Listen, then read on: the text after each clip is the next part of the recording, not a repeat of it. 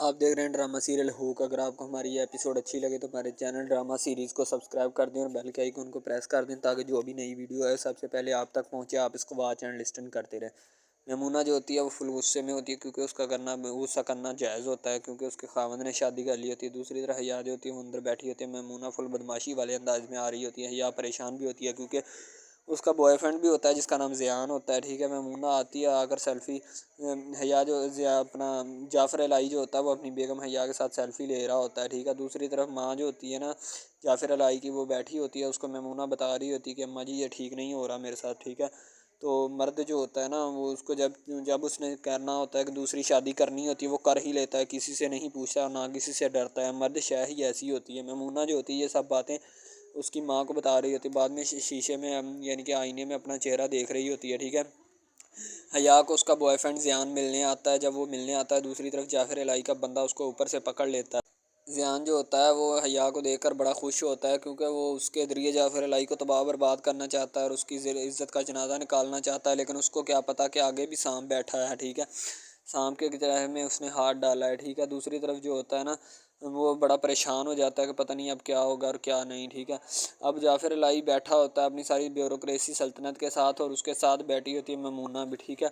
जाफ़र इलाही कह रहा होता है कि ये कल का छोकरा मेरी इज़्ज़त पे हाथ डाल रहा है, इसको ऐसी सज़ा दूंगा कि सारी ज़िंदगी याद रखेगा, इसने मेरे साथ अच्छा नहीं किया। दूसरी तरफ ज़ियान जो होता है ना वो हया को देखकर बड़ा खुश हो जाता है, कहता है कि जाफ़र की मोहब्बत में गिरफ़्तार हो गई हो तुम, ठीक है।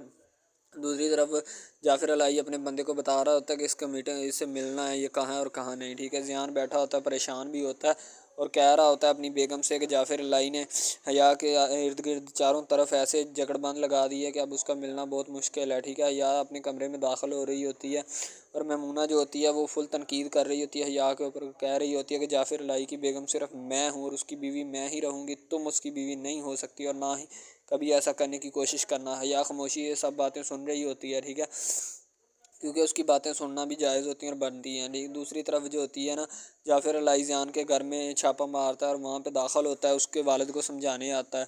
जाफ़र इलाही अपने माँ के पास बैठा और उससे बातें कर रहा होता है। हया उसकी बेगम जो होती है ना ज़ियान की, वो ये सब बातें ज़ियान के मुँह से सुन रही होती है कि जाफ़र इलाही ने घेरा तंग कर लिया है हया के ख़िलाफ़ और वो हया को घर से बाहर नहीं निकलने देता, ठीक है। ज़ियान बहुत परेशान होता है क्योंकि उसकी वो एक्स गर्लफ्रेंड होती है, ठीक है।